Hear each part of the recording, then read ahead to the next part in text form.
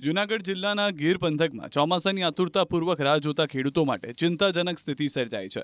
ગીર વિસ્તાર આસપાસ તેમજ મેંદરડા સહિતના ગામના ખેડૂતોનું કહેવું છે કે વાવણી માટેની તમામ તૈયારીઓ પૂર્ણ થઈ ચૂકી છે, પરંતુ વરસાદ નહીં પડતા ખેતરો હજુ પણ કોરા પડ્યા છે।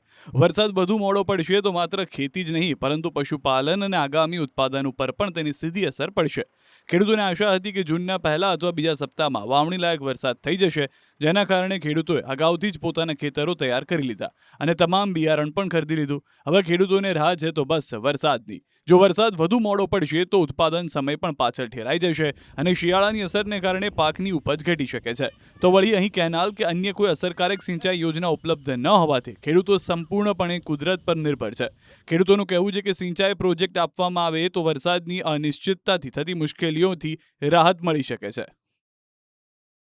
આજે હાલમાં વરસાદ નથી અને વાતાવરણ પણ એવું કોઈ નથી કે વરસાદ આવે એવું, એટલે ખરેખર હજી જો આજે થાય અને કાલે થાય એના કરતાં પણ ખેડૂતોને મોટું નુકસાન છે। આજ થાય તો ફાયદો, કાલે થાય તો નુકસાન છે, પણ આ દિવસ પછી દિવસ જતા રહેશે તો સૌથી વધુ નુકસાન ખેડૂતોને, ખેડૂત પુત્રોને રહેવાનું છે। કારણ કે આવનારા દિવસોની અંદર મોડું વાવેતર થાય તો પાસ્તરું વાવેતર થાય તો પાછળથી ઠંડી ઋતુ આંબી જાય, એટલે ખરેખર ઋતુને કારણે ચોમાસું ઉત્પાદન પણ ઘટે એવું છે।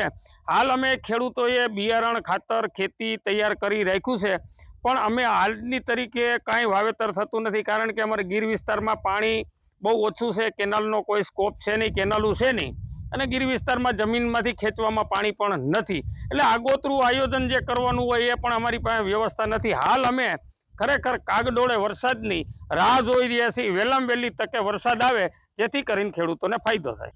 તો હવે વરસાદ જેટલો લેટ થાય એટલો ખેડૂતો માટે બહુ મૂંઝવણનો સવાલ છે। કારણ કે અમારે આ ગીર વિસ્તારની અંદર એક તો નાના નાના તર છે, કારણ કે સિસરા તરનું પાણી વહેલું ખૂટી જતું હોય છે, તો અત્યારે ખેડૂતોને પાણીની કોઈ સગવડ ન હોય તો આગોતરું વાવેતર ન થઈ શકે। કોઈ માની લો કે 10-20% ખેડૂતોને પાણી હોય એ અત્યારે આગોતરું વાવેતર કરી રહ્યા છે, બાકીના ખેડૂત બધાય વરસાદ આધારિત ખેતી કરે છે। તો વરસાદ આધારિત ખેતીમાં અત્યારે વરસાદને રાહ જોયા સિવાય કોઈ બીજો છૂટકો નથી। મેળ આવે એમ નથી। ભૂગર્ભ પાણી છે એ અમારે છે નહીં, બીજે બધી છે તો એ અટાણે મેંદરડા બાજુ જાય તો કેનાલું વાળા લીલું સમ કરીને બેઠા ને અમે છતી રાહડા લઈએ છીએ, ગામના નામ લઈએ। અમારે કોઈ સરકારી એવી યોજના નથી કે કેનાલનું કે કોઈ પાઇપ દ્વારા પાણી અમારે ખેતી પાકમાં આપે એવી કોઈ જોગવાઈ છે નહીં। ડુંગરાળ જમીનની ભીતમાં જમી છે, નિતારના પાણી થાય તો પીવાના રહીએ, બાકી તો ઢોર પાવાના કારણે અમારે ગોતવા જવા પડે એવું છે। પાણીનું બહુ પ્રશ્ન ઓલો થઈ ગયો છે। હવે જો ભગવાનની દયા થાય અને ટાઈમસર જો વરસાદ થઈ જાય આ 2025ની અંદર તો સારું, નકર તો ખેડૂતને હેરાનગતિ છે।